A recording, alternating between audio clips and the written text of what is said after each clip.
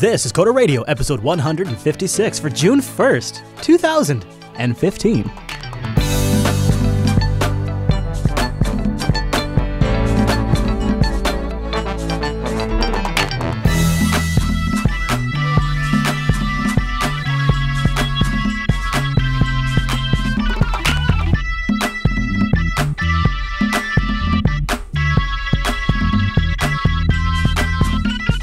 Hi, everyone, and welcome to Coda Radio, Jupiter Broadcasting's weekly talk show taking a pragmatic look at the art and business of software development and related technologies. This episode is brought to you by our two fine sponsors, DigitalOcean and Linux Academy. I'll tell you more about those great sponsors as this here show goes on. My name is Chris, and absolutely joining us every single week is our excellent host, who is most definitely established on the East Coast. Why, yes, friends, is Mr. Michael Dominic. Hey there, Michael. Mr. President, I'd like to request the remaining 5 minutes of the other side's time, please. That time is granted. You're not supposed to grant it. You have to, no, I want to see what you do. No, I want to see what you do. I want to see what you got. Misa here. Yeah, I thought it would go to Jar Jar. Jar Jar is my default. Yeah, like I understand. I understand. Right? That's okay. You got Jar Jar. That's fine. I've got Barry. He's a jackass. Hey, come on. Get out of here. At the top of the show, he does that stuff, too. So we got to get a new sound guy. Did you watch the debate on C-SPAN last night? No, It was good. It was actually funny. I did read a few transcript highlights, and I did grab a few clips of it in the recorded version. I just, I'm so burning out on this topic. It's not Rand Paul getting all crunk for the cameras. It's not anything like that. The funny part is if you watch it live, you have all the aides, and it's none of the senators know the freaking rules. Right. It's like there's this lady running back between the president of the Senate and all the senators, just whispering, and the camera caught her on Rand Paul. He wants you to request the time first before you talk. Right. Can I have the 5 minutes? Yeah. Yeah, they just have aides that tell them everything. It's the aides that follow everything. Yeah, the aides do everything, and then they have a speech, and they give the speech, and then what John McCain gets really mad at you if you talk over him. That's what happens. So in the technology realm, not really developer related either, but this surprised me. Did you see that Windows 10 is getting an availability date for PCs and tablets of July 29th? I did. That is soon. Lightning quick. That is really soon. That is get it out the door soon. What do you think? Too soon? They put an upgrade to Windows 10 on July 10th on SoundCloud. Really? SoundCloud? Wow. Microsoft. I don't know. Too soon? I mean, I hear the preview builds are pretty solid, so. Really? Who do you hear that from? The tech press who can't quit drooling over themselves to try the new toys? That's who I hear it from. Well, I can assure you that I've never seen this man's penis. Oh, wow. I remember. That just burned into permanent memory. Yeah, I understand. Permanent hairy memory. Yeah, I agree, Mr. Dominic. Yeah. Oh, boy, well, you really distracted me with that. Boy, you got me all funky now. I don't know what to do with it. So coming up on today's episode of the Coda Radio program, we're going to get into our takes on Google I.O. And I saved all of my notes for this show. I've been sitting on all of it, so I got a lot to talk about. Some big stuff coming up in Google I.O. Then also, there looks to be a new project that promises to decentralize GitHub. And with some of the issues we've talked about before with GitHub, I'd be curious to get Mr. Dominic's take on that. And then as we round out the show towards the end, we do have some emails to get to. So we have a lot to cover today. Should we start with Google I.O.? You ready to start there? Oh, I have a raging Android for this. Yeah. All right. So, okay. Wow. I'm ready to talk about that. Why don't we start with Android M? I think that's probably the first area to warm up on. Hang on. Let's start at the top, Chris. Let's not bury the lead. I was right. About Brillo?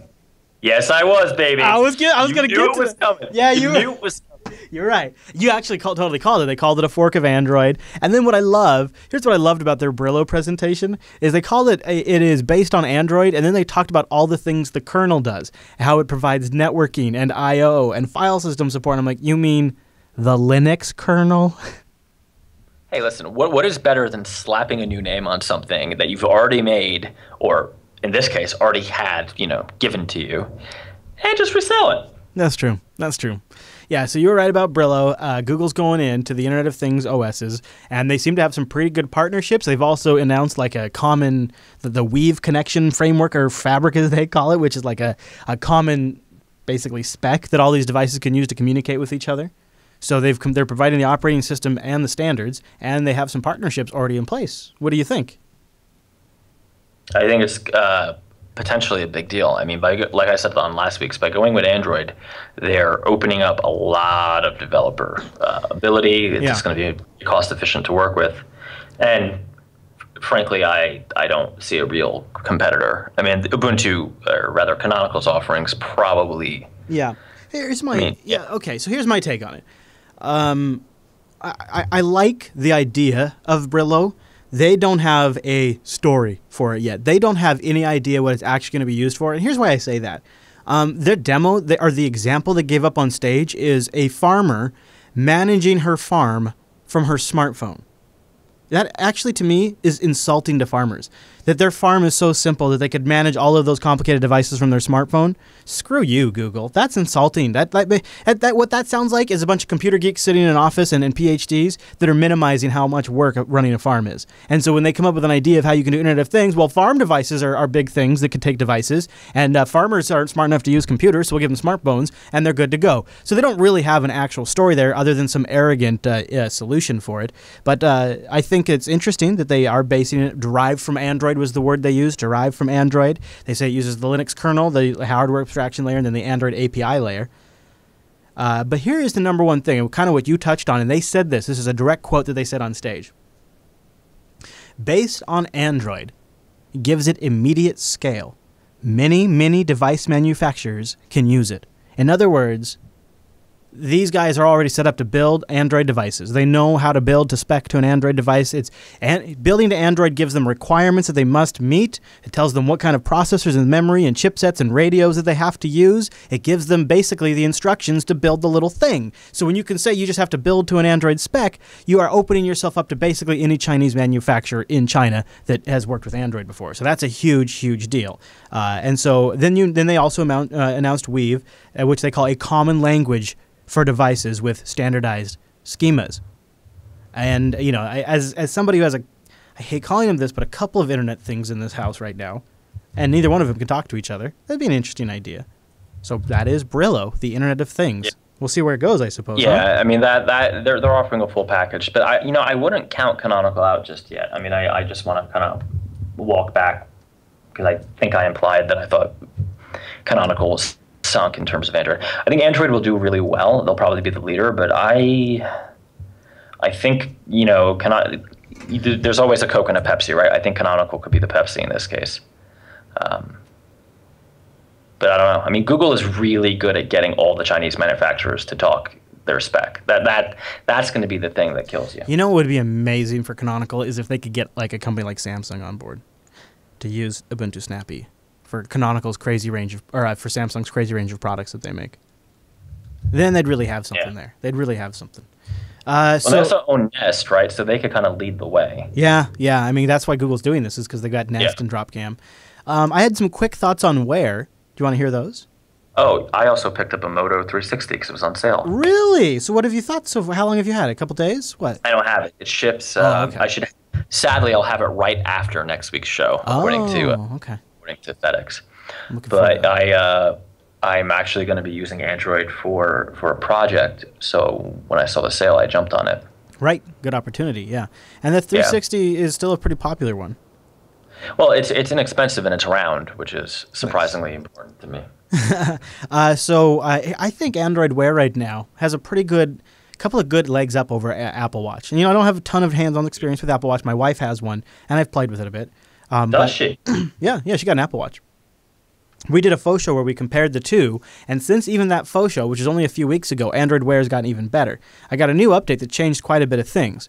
So Android Wear has always-on screen mode, which is kind of cool on a lot of these devices, because having the watch face always on, and the battery still lasts almost all day, or really all day with the always-on watch face. You just have to charge it every night with always-on watch. They've extended the always-on watch face to also support always-on apps. So like Google Keep and Evernote can keep their lists up on my screen, but they switch to like a black and white version that uses way less power. So I don't have to keep waking my watch up to see my Google Keep list, which is extremely nice. In other breaking news, you are the one user of Google Keep. No, Google Keep I think more and more people are using, really. I don't Really? know. I don't know. Maybe not. And there's also some interesting apps, third-party apps for Wear that are much better than what's available on Apple Watch. Like there's something called a Gold Swing Analyzer, and it's a golf swing analyzer, and it uses the Wear sensor data in your watch. Wait, what? What? Never. Is that real? Yeah, dude. It uses the sensors in the watch, and it analyzes your golf swing and feeds it back to the app, and then teaches you how to golf better. Crap. What? Why? What's wrong? Nothing. Let's just. Yeah. Great. Okay. Happy to see that. Well, I'm sure there's plenty of other opportunities on the market for that, but it was demoed in the keynote. The guys seem super stoked. Okay. They say they have 4,000 apps for Android Wear. Only about a dozen of them are any good, though, in my opinion. We just saw the live execution of a project. Really? Yes, we did. No, I mean... I missed that part of the keynote. Oh, boy. You're kidding me.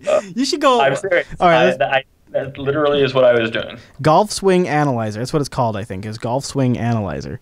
Chance that it's like Larry's little cousin and it sucks. Yeah, well, it did look particularly ugly, if I recall. So, and there's always room for more than one, right? Golf Swing Analyzer, Android. I don't even know what you'd search for. They demoed it, and I was like, I do totally get the idea, though.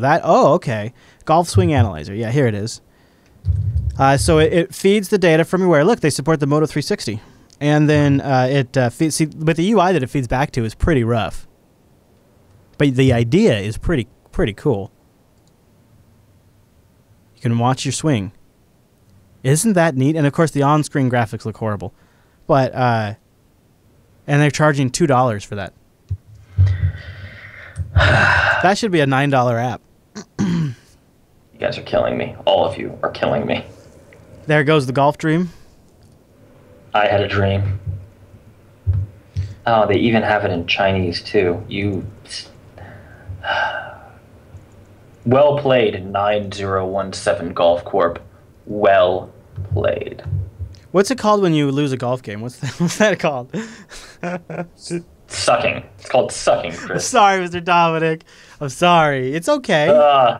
You can and there's a pro version for $24. Oh, this is a different one. Oh, no, there's more than one. Oh, sure. I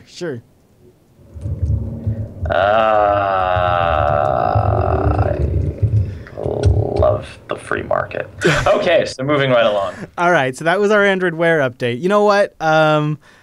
Let's take a breather. That's pretty heavy. Let's talk about DigitalOcean just for a moment. Let's shake it off, everybody. Shake it off. Let's talk about something awesome like DigitalOcean. That's right, because DigitalOcean is a simple cloud hosting provider dedicated to offering the most intuitive and easy way for you to spin up your own cloud server. Look, you got a project, you got something you need to get done, you just need some infrastructure, or you want to test your app, and you want to do it on a fast server that's super, super reliable and extremely, extremely high value. Like, check this out. You can get started in less than 55 seconds. So you're saving time. Time is money. And pricing plans start at only $5 a month. $5 a month, you guys, is less than one burger a month. That's amazing. And you really get super high-grade SSD-only cloud. DigitalOcean was super smart about this. They went SSD all in. And then they also have, so that's the back-end stuff. So that gives you an idea of what they do on the back end. On the front end, it's all web standards like HTML5, root access with the console. And then they have, one of the best interfaces out there. And DigitalOcean's going to get you started in less than 55 seconds. So really, come on. You can go try it right now. And if you use our promo code CODERDIGITAL, you get a $10 credit. Try it out 2 months for free. They got data centers in New York, San Francisco, Singapore, Amsterdam, and London. So for $5, you get a great rig, especially with how good Linux is with memory management. You're going to get 512 megabytes of RAM, a 20 gigabyte SSD, so you're going to get great I/O, and you get a terabyte of transfer. And you can pick from their data centers in New York, San Francisco, Singapore, Amsterdam, London, great brand new one in Germany. Okay, so that's the basic layout. But then you go up in really easy increments. So go over to DigitalOcean, check them out, and then go to their pricing page. I love this about them. It's so straightforward. So $5 a month gets you 512 megabytes of RAM, 1 core, 20 gigabytes of SSD, and a terabyte of transfer. You go up to $10 a month. You get a gigabyte of memory. You get a little bit faster processor, a little more storage, 2 terabytes of transfer. It's all very incremental. It makes so much sense, and the value is incredible. And I love this. They have hourly pricing. Now you think, why would you want hourly pricing? What would you do with hourly pricing? Well, so DigitalOcean has this great interface for managing your DigitalOcean droplets. And then you can do a lot of or everything and more in their API. And so when you think about how you could use the API to programmatically spin up services on demand when you want to test something. You use the hourly pricing, you run it for a couple of hours during testing, and then you programmatically spin it down using the API, or even destroy the droplet, or make a backup of it, or template for a future project and then shut it down. And when you're paying hourly pricing, it's unbelievably cheap. And if you use our promo code, you're going to get an additional $10 credit. Coder Digital. Use the promo code Coder Digital when you check, or just apply it to your account. You don't have to check out. That's habit. You get the $10 credit, try the hourly pricing. That's going to last you for a really long time. I think that's a really compelling option because you can use the API to spin these things up. You use the hourly pricing, so it's incredibly valuable. You can do the template, so it's even faster to get a rig going. So it's got all of your tools preloaded, all of your configs set up, and it's crazy fast. And it really makes you look pro, too, if you have clients. And then the really great part is when you're all done, you can just hand that droplet off to them. DigitalOcean.com. Use our promo code CoderDigital. And by the way, they're hiring. Check it out. They're hiring, and they have some positions open. DigitalOcean.com. Use our awesome promo code of power, Coder Digital. And a big thanks to DigitalOcean for sponsoring the Coder Radio program. All right, Mr. Dominic, are you okay? Are you all right? Are you good? I'm fine. Okay. Just keep going. Just keep going. All right, let's. No, I'm good. We'll round out our Google I/O stuff with a little Android M stuff. Okay. Yeah. So that is the shit. That is the hotness. There's a lot in M. There's a lot. Do you want to start, or do you want me to start? I do. And also, the reason for all the street talk today is, don't you feel like Android had a very hip hop vibe to it? Yeah, man. The whole conference. It felt a little like, rap video-ish, right? I think they're ready to throw down. And you will have granular permission on where they throw, how hard they throw, and what type of 40 you will pour out for your homies. So this permission thing is the big change, isn't it? That's really the big thing. It's now, well, to be frank, exactly like iOS. Yeah, it is. But good, right? I mean, that's good. So the way it works now is just like in iOS, when the app needs access to the thing in the device, like the GPS or the microphone, it'll prompt you upon request, upon time of need. Would you like to allow access to the microphone? Which I think makes more sense, right? Because this all or nothing style is not good. It gives me context. I know in what context does my application need access to my contacts. When I'm installing an app, it's not entirely clear to me at the time of installation why it needs access to my contacts and my dialer. But if I go to do the action and I've pressed a button and then it's saying, hey, dummy, when you press this button, I need permissions, that to me is a one-to-one relation. I go, oh, there is one permission, though, that I think they should leave. In fact, I don't think it should really be a permission, the internet permission, because like every app needs that. Yeah, you can't ping every user to access the internet. That's gonna be nuts. Well, that is a permission, though, right? So I'm not sure how that works in this new. Presumably, every app would request the internet permission, which just seems spammy. And then also you can go back in and toggle the stuff later too. They've given it. Yeah. And then I guess if we're going to talk about stuff they've ripped off from iOS. Ooh. What? Ooh, a little I guess tangy, while we're on it, and I'm just very thankful they've ripped this off. And let's be fair, dude. iOS has ripped some Android stuff off. They didn't rip off the notification tray very well either, unfortunately.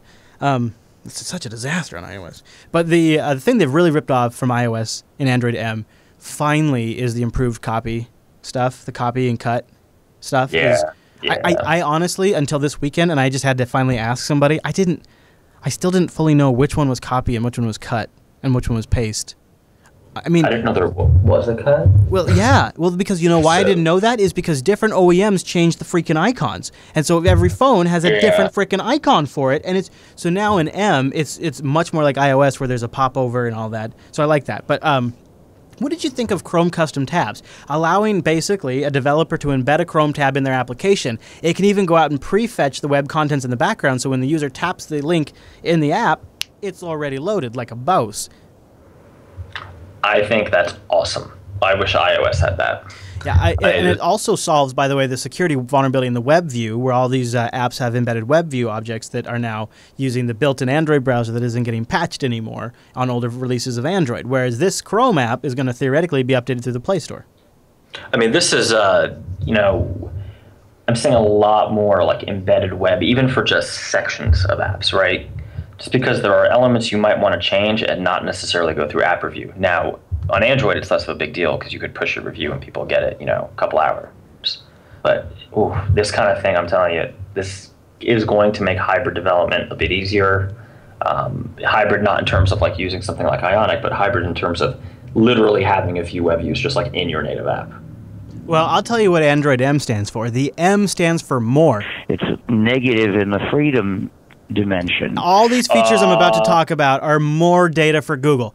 You know what the real thing is here, and don't kid yourself. Now you're logged in to your Google profile across all of the apps. The apps are no longer silos of activity that Google no longer has insights into, my friend. No. With Google Chrome tabs, you are logged into your Google account in every single app. So that data hole is cleared up. And let's not kid ourselves. The new Google Now smart cards where you can pull up a Google Now interface inside the app, the only way that works is if Google indexes all of the stuff in that app. So that way you can say he and they instead of the person's name. Again, that's about collecting data inside your apps. Well, they as much as said that, right? That they're going to index apps. I mean, they didn't really hide. They said it on stage. That's not creepy to you? I'm not saying they're being sneaky about it. It's obvious that's how these things work. It's funny. Whenever I use a Google product, I kind of assume it's public. Is that bad? I feel like what this is Google made a bet on the open web. More apps came out than they expected. More local apps, and so now they're like, well, crap. We have this huge blind spot inside the apps. How are we going to solve that? And what Android M is about is solving that problem. I'm not saying you can make whatever conclusions you want. That's what it is. What did you think? So they're killing Google Wallet, kind of, sorta. They're transitioning to Android Pay. It's not even off the ground yet. And of course, you got to figure that's kind of a tough spot to be in because Apple Pay's logos are already in stores today. But one thing that Google is doing with Android Pay, I love this. Now we have Apple Pay and Android Pay. One of the things they're doing with Android Pay is they're partnering up with like AT&T, Verizon, and T-Mobile, I believe. Mm-hmm. And they're going to do the setup for customers in the stores when you buy your phone. So they'll get your cards in there and get them all set up for you. That is going to help with adoption, I think. Yeah, I don't know. I'm actually using this really innovative way to pay with my bank account and credit card. I have this leather thing. In some countries, it's called a valet. And I pull out this little plastic card, Chris. It's almost the size of, like the Ace of Spades, like that kind of card. And I run it through this little machine. It takes all of like 4 seconds. Yeah, I know. I'm not saying it's gonna. I'm just saying I think it's a good move to get user adoption. Fingerprint API. What about that? Yeah. You happy to see the fingerprint API? That I am happy to see because that is going to help enterprise and corporate adoption.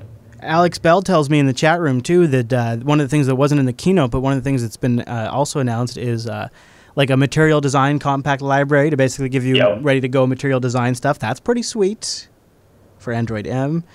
Okay, as an end user, I can't believe it took us this long to get dozing. So dozing is based on device or motion activity. It seems really smart to me. I don't know why we didn't have this in day one if you build a device with an accelerometer in it. So it should lead to big power savings. So the way it works is it monitors how long your device hasn't been moved, like at nighttime, looks at the clock and says, well, this device has been moved for 2 hours and it's 11 o'clock at night. I'm going to shut everything down into ultra crazy low power mode for a while. But I have to wonder if I'm an app developer that needs to be active all night, like I'm the developer for Sleep as Android. Can I still tell the OS that I need to stay alive and not to kill me? And will that ruin dozing? How is that going to be different than today? Because there are a few apps that are designed to run all night long. So I wonder how dozing I think that's probably an edge case. Oh, man. But I love my Sleep as Android. It really is. It's almost like a medical, like it's very... Right. Yeah. Yeah. I mean, so not to cast a cloud on it, because I am actually very excited about Google I/O. This was probably the best year I've seen. All of these things for M don't matter until maybe Q1 2016. Yeah. And that's really kind of a bummer because one of the things that they've done with M that I don't remember them ever doing, at least not overtly with other previous releases, is if you want to be an OEM and you want Android M, then you have to build your device with USB-C because they're calling support for USB-C an Android M feature. Which is good. I mean, faster charging, reversible cable, which is surprisingly problematic for me not having one. Oh my God, I know. But it's good to see them pushing the manufacturers. But you just nailed the problem. Yeah. Q1 2016. I want USB-C on my next phone. So I'm switching to Android for a project maybe kind of now. And of the stack of Android phones I have, I ended up picking the Nexus 5. And I have like the S5, I have a HTC One 8, HTC One 7, various Motos. But the Nexus 5 still seems like the Cadillac, other than maybe the S5 is nicer. S6. Well, that I have, right? I would say the S6 is probably. Yeah. I was really hoping for like a upgraded, really nice version of the Nexus 5, which we didn't get. No, but maybe with USB-C we will. Maybe when Android M ships. Because they did show a Nexus 5 shaped device with a USB-C connector on stage. I feel like that could have just been a mock-up, though. Yeah. And also, finally, they're going to auto-sort your most recently used shared apps and contacts. So instead of having, I have like a 3-page long list of apps when I click share, and Telegram's at the frickin' bottom. And now it'll auto-sort that. That's a nice little feature for Android. Because remember, guys, you add every share permission to your app. Yeah. So I've heard everything from a super boring I/O to Google has surpassed iOS in every way. Where do you fall in on the spectrum? Well, I think it's unfair to call this year's conference calendar yet because WWDC hasn't happened, right? You know, we've had Build, which, let's be honest, they're fighting for third against no one. It's a rough fight. And, Google, I think some people are disappointed. They expected, a new language, which I'm so happy we didn't get, or some breakout features. But really, to me, this is huge, but it's huge in a subtle way. Like Brillo and Weave are going to be huge. They're going to be huge in 2 years, right? It's going to be a slow, kind of a slow build, right? Mm-hmm. Things that ship that you won't even know they're shipping it. It'll just be, OEM kind of deals. I think M is going to be really nice for developers and users alike. But again, it's not going to matter until next year. And Q1 is probably being conservative, right? Because depending on who you're targeting with your project, you may want to, continue going down. Yeah, I also wonder, since Android M, and maybe this is just them using marketing words, but they say a feature of Android M is USB-C. Now, that could just mean they have support for it, or it could mean they're requiring it. If they're requiring it, I wonder if that means Android M won't go to current devices. I can't imagine that be the case. But one of the things I wouldn't read too much into it, because what is Google's incentive to really lay down the hammer and push USB-C? Right, and certainly refusing to update devices is not in Google's interest. I know what the incentive for them getting USB-C out is. They have one of the options in M is reversible charging. So when you plug a USB-C device in, you can say, instead of charging your phone, you could have your phone send power over that USB-C connector. Now you'd be like, why would you want to do that? But Android Wear. Yeah, you think about Android Wear. You think about maybe a Nexus tablet with a big battery on it. I would absolutely sacrifice half my tablet's battery to recharge my phone any day. And I would do that. I would also sacrifice some of my tablet's battery to charge my Wear device any day. Or if I could pull power off my laptop easier. Like, that's a genius feature. I love the idea that, these Android devices could send or receive power over USB-C. That's cool. I'm kind of excited to see where that goes. I think M's going to be a really great release. I think it is. But they didn't really address, some of the core problems that we brought up, right? Nope. We don't know how they have, it's still a lot of the same problems. I mean, Google Play Service got a nice, rah thing, but it was mostly lip service, right? It was Google. I mean, Apple. If I was Apple, how do you not just come on stage and unload on Google for this problem? Like, how do you not just rub it in their face that their iOS Apple right now has their own problems, right? I mean, this is not.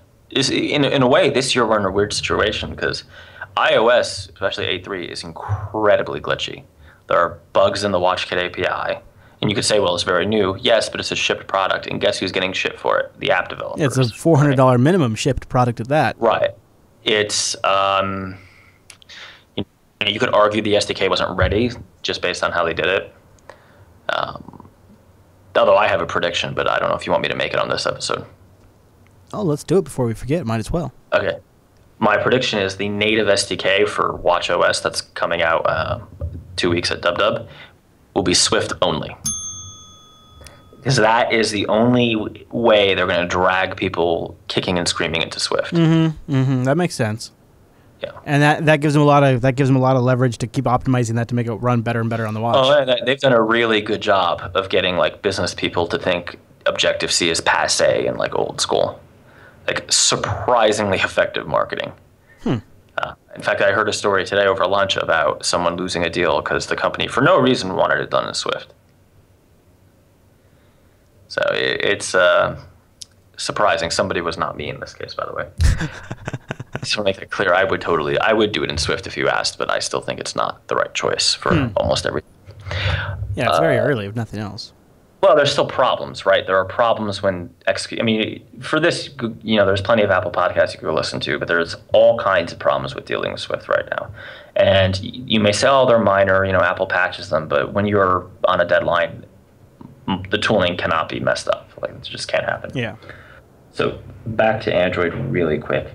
I feel like this, like when I stopped watching it and apparently missed myself getting screwed, I walked away thinking about Brillo and being happy as a user about the granular permissions in M. That was kind of it, though, but I was really happy about Brillo, mostly because I could rub it in your face. Is that like I'm having a super hard time getting excited about Internet of Things in all ways. I don't think we're going to see super practical products that change my life. So that's the first one. Internet of Things is a crap term. Bad right? one. Bad marketing. That's just bad marketing. They're saying billions of devices with network addresses in 10, 15 years. What, less than that, 5 years. It's not Internet of Things, right? Your phone isn't an internet phone. It's a smartphone. This is smart insert device here. And it'll be, my prediction is it begins with the home, with dumb things for rich people, right? Like being able to talk to your light, stupid stuff that only rich people would care about. No offense to rich people. But as it becomes more democratized, right, we're going to have smart everything, which is going to be huge. How do you know that, though? Why is that such a foregone conclusion? What's the practical benefit? What do you mean? I mean, what's the practical benefit in having a 5K TV? It looks better.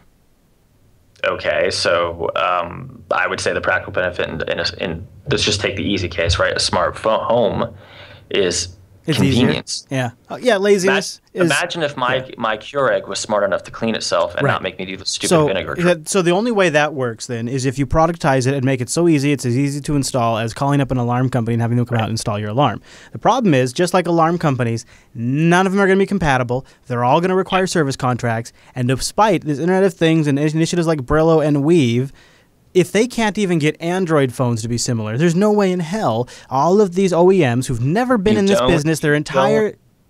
You don't need to, right? You're thinking about it through the lens of an IT guy and of someone thinking about the mobile market. This is not, I'm buying an Android-powered smart home. This is, I'm buying a Chris's IoT company smart home.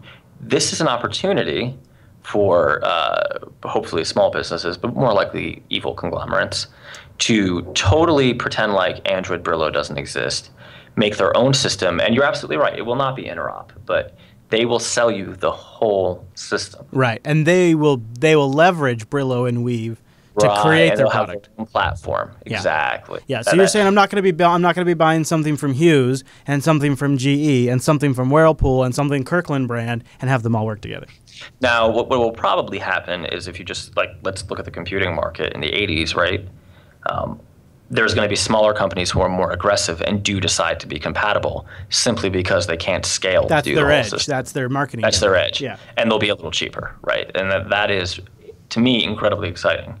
But I've been waiting to have, you know what, I'll use the Star Trek reference for you because I know you love it. When I'm about to die in my spaceship, I want to be able to tell the ship to make me a gin and tonic. Yeah, I'm with you. I honestly have been even tempted by Amazon Echo a little bit for that.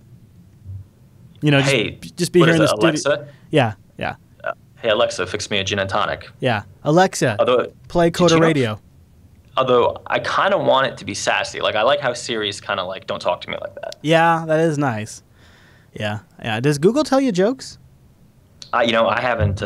Because Siri will do that, right? You can. So let's see. Okay, Google. Tell me a joke. Nothing, man. Nothing. Really, sometimes I remember when I first got a Siri phone, because my mother was very interested in it, I put it down on the table, turned on Siri, and just started hitting on Siri. Yeah. And she thought it was hilarious how Siri was shutting me down. Yeah. Yeah. Just Google's all about the business. It don't have time for joking around. Although Cortana's good too. See, that may be the problem though, right? You're part of this whole smart, because I refuse to say Internet of Things, this smart revolution. I really think you need voice control, and I think Apple has the tone the most right in terms of how it should operate, but they're the most limited. Mm-hmm. I think Google does the most stuff, but it's kind of boring. Aren't we just days? Oh, go ahead. Finish your thought. We're days away from Cortana being cross-platform, if that's what you're thinking. Yep. Yeah, they just announced it for Android and for iOS. Cortana may be the middle ground, but I don't see a lot of these types of companies that I'm envisioning signing a contract with Microsoft. And I don't see Microsoft wanting to sign that contract, right? Yeah. Because no disrespect, not dismissing Microsoft in this arena, but I don't see a lot of Windows 10 smart devices. And it's interesting we're talking about this right now between I/O and WWDC, because 9to5Mac says that next week the first HomeKit platform devices will see their launches, like smart locks, lights, cameras, doors, thermostats, plug switches will be announced, and then those things have Siri integration, which that is kind of cool, because you're taking what you're saying, and if you take these home devices, integrate them with Siri, there's people that are going to like that. Well, and just if we can dip down into the sci-fi realm, because that's a lot of this stuff is inspired by, right? Think about all the AI personal assistants that are memorable to you. They all have attitudes, right? You think Jarvis, they have a personality. They're not just, oh, your flight takes off in an hour and a half. You better, haul it down the parkway and get to it. That's got to be why Siri has a little toot, right? Right, and that's why Siri, even though Siri is somewhat limited compared to the competition, is still very popular, right? People talk about Siri, and not just people like us. Regular people enjoy using Siri. People also, and we're doing it right now, refer to Siri sort of as a person or a thing. Like my kids talk about, like they I think at first they thought Siri was a person. I found myself saying thank you to Siri often. Thank you, Siri. Yeah, that's interesting. So you got a lot of you got very interesting approaches here, and I'm still so damn skeptical. Although I was very skeptical of Wear, and now I'm starting to enjoy it. You're wrong. I'm telling you, I think your theory sounds really solid. Like what you just said makes a lot of sense, and I can even see some business opportunity in your version of it for small independent developers. Well, now that my golf app is off, I guess I have a little bit of bandwidth. Jeez, dude. That's horrible. All right, That's just rough. We have some emails to get to before we wrap up today, but first I want to mention the Linux Academy for the Coder Radio audience, linuxacademy.com/coders. Go there to get the Coder Radio discount. And Linux Academy is seriously right up your alley. If you listen to any JB programming, this is designed for you, because these are built by enthusiasts and educators and developers. Step-by-step video courses, downloadable comprehensive study guides. It comes with your own server, so as you go along in the courseware, they spin it up, and there's 7+ distros you get to pick from. They have scenario-based labs, so I love that, because you're going to do common tasks every day in real-world environments. You're going to get the confidence to actually work with this stuff. And if you ever need instructor help, they've got that. 7+ Linux distributions for you to choose from that'll adjust the courseware. They've added some new Red Hat certified courses. You got to go check those out. I was just talking to Noah about those. They've launched a whole bunch of stuff recently. I've got a whole printout here of it. I've got 2 pages worth of courseware they've launched recently. 2 pages worth. That's why the Linux Academy subscription is such a value. So the new check out the Nuggets. Check out the DevOps Essentials course. Check out the OpenStack stuff that just got updated. Oh man, the AWS CSA Pro is now available to the Founders Clubs, and it's going to be available to everyone else soon in just a couple of days, about 2 weeks from now. A lot of really good stuff that's gone live. And also, I love these nuggets. In fact, if you go to linuxacademy.com/coders, then click on the nuggets link. Check this out. Go deep dive on a singular topic. huh? This is really a cool idea. So instead of going to a whole 8-hour course, you just spend like 30 minutes to 2 hours or something, like VirtualBox, cloning a VM, building a firewall with IP tables, Pixie boot server, the basics of single sign-on and Active Directory. All these are just nuggets where you can go in there, and when you just have a little time, you have a nugget to take care of it. And one of the other things they do, if you're a little tight on time, is they have these availability sliders. You can go in there and say, I have this much availability, and it will create courseware for you and help set up reminders. They have a great active community because, of course, as Linux and open source enthusiasts, they get how important community is. OpenStack, PHP, Amazon Web Services, Android, Linux top to bottom, Ruby on Rails, Ruby itself, DevOps, you got it.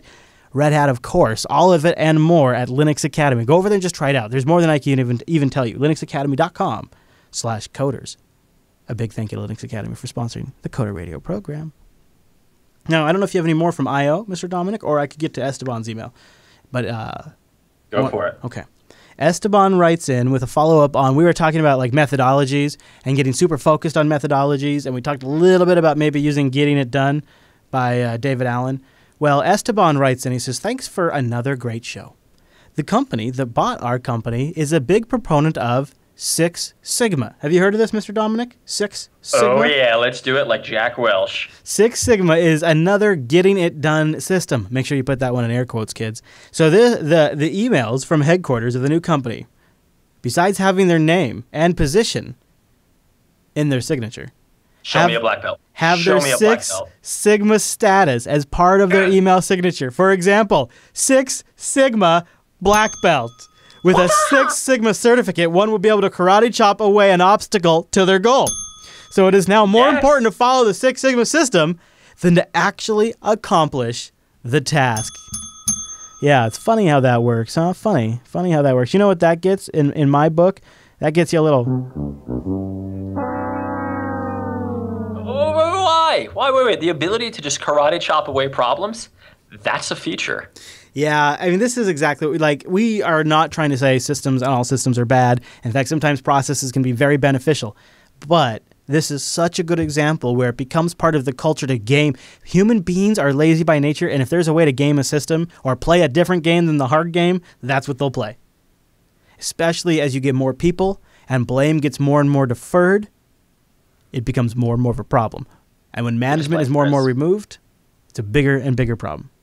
End of soapbox. So you have no interest in joining me in a Six Sigma Hunger Games style battle royale? Now, listen, I am not an animal. I'm not going to lie. Of course I want to be a ninja. Yeah, see? Yeah, obviously. I want to be a ninja. Our weapons will be fountain pens, leather portfolio cases, and of course, 1999 smartphones. Oh, man. Otherwise, just big-ass cell phones. Yeah, that would be pretty cool. I'd be all in for that. I'm not gonna lie. I want to be a super ninja. Hey, can we, before we run real quick, can I just, have you seen this announcement about GitTorrent, a decentralized GitHub? Have you heard about this? Yes. Can I recommend another decentralized GitHub? Yeah. Git. Yeah, I know. I know. Just use Git the right way. Yeah, I know. This problem. Yeah. You know what they mean, though.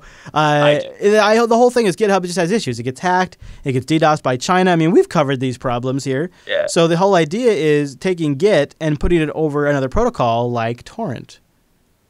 So decentralized GitHub. And then the idea would be like I could just give you a key. I give you that key, and now, boom, you've got the repo, and you're syncing it as you're part of the swarm. It's kind of neat, don't you think? Yeah, I'm sure it raises a lot of IP problems if it's proprietary code or client code or whatever. No, I think it's all open code, and it's I don't know. I just thought maybe you might want to read about it. I'll put a link in the show notes. I did read about it. You know what it is for me? Git is such a vital tool for me that I'm not going to mess with it. Right? Yeah, I totally understand. But to me, it gives me. I also am not having no use case for this, but it gives me like a little warm and fuzzy to know somebody out there is fighting the good fight and building our boat of salvation should the good ship GitHub begin to take on too much evil water. Okay, but we should all have right? You shouldn't need that. That's the problem with what you're doing. Yeah. I mean, I've been on this. You guys are using Git the wrong way train for a while. And not much else to say because I mean this isn't going to do anything. Yeah, I mean that. You're right. I mean, Yeah, really. I see the value in having it go over torrent, but as a backup tool, it doesn't make a whole lot of sense to me. I think that what the real issue is not Git, it's GitHub.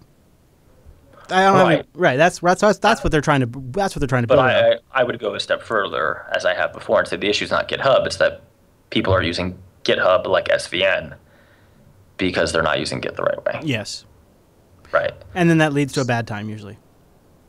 Well, I mean, it can, but the problem is GitHub is so easy to use for most people that 99% of the time it's just fine, no matter what you do, right? So I miss Mercurial. See, the reason why I pay attention a little bit to it because with Google Code shutting down, places like SourceForge are total ass.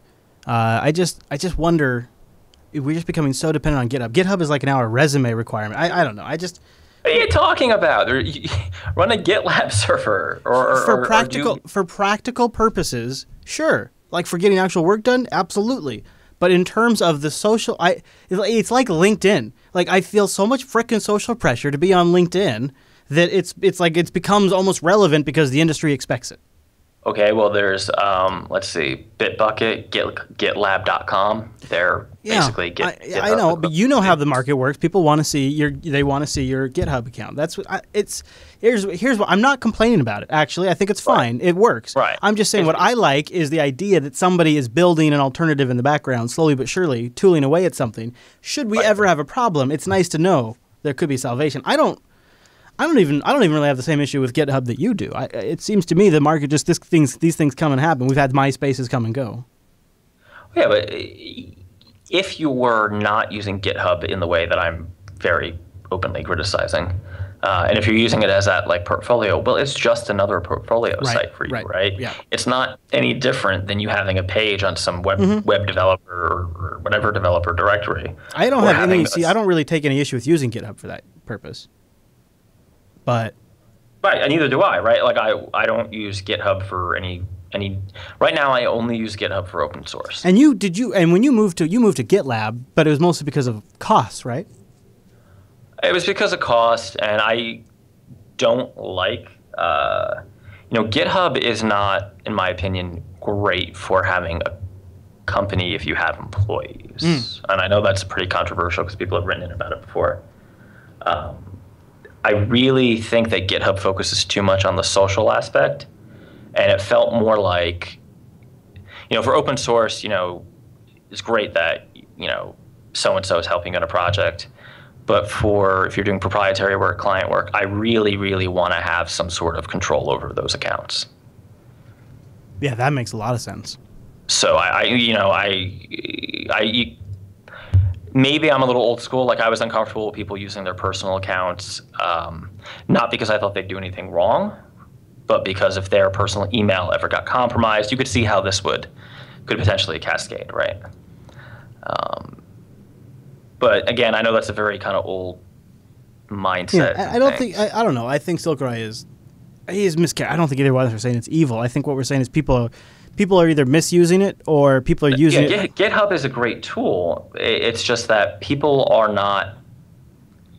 They're using GitHub and not Git, and that can cause some problems.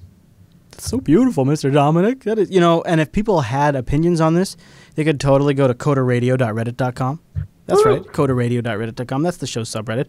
And leave some feedback in the feedback thread or start your own thread or submit a story. In fact, that's where we got the GitTorrent story from, thanks to Astruct. It looks like as trucked in the subreddit. Thank you for saying that. And also, in the show notes, you'll find the entire Google I.O. keynote. That was linked by Miker89 in our subreddit. So we've put that for reference. If you didn't get all the Google I.O. stuff like Mr. Dominic's golf app, you can find a link to that in the show notes and also a link to the GitTorrent stuff. Mr. Dominic, is there anything else that is contractually required of us to cover on a Monday at this point? No, I would just, if I can, like to send people to Buccaneer.io. Yes. In fact, I would recommend Buccaneer.io to your friends, family, and even enemies. Especially to your enemies. Have them click on virus.exe. Did you know that I have a new Twitter account and you're not following me? Well, you might not be because it's a brand new account. It's the same name, but new account. Twitter.com/Chris Elias. You might be, Mr. Dominic. Of course I am. I send you dirty pictures all the time. That's true. But listeners out there, you're probably not. Because I just set it up, but it's confusing because I just kept the same name. It's really weird. Hey, guess what? Coda Radio is live on a Monday. Join us next week. Won't you? We do the show on Monday, noon Pacific, 3 p.m. Eastern. Go to jupiterbroadcasting.com/calendar to get that converted to your local time zone. Don't forget to email us. Go to jupiterbroadcasting.com/contact and choose Coda Radio from the drop down. All right, everybody. Thanks so much for tuning this week's episode of Coda Radio. We'll see you right back here next week.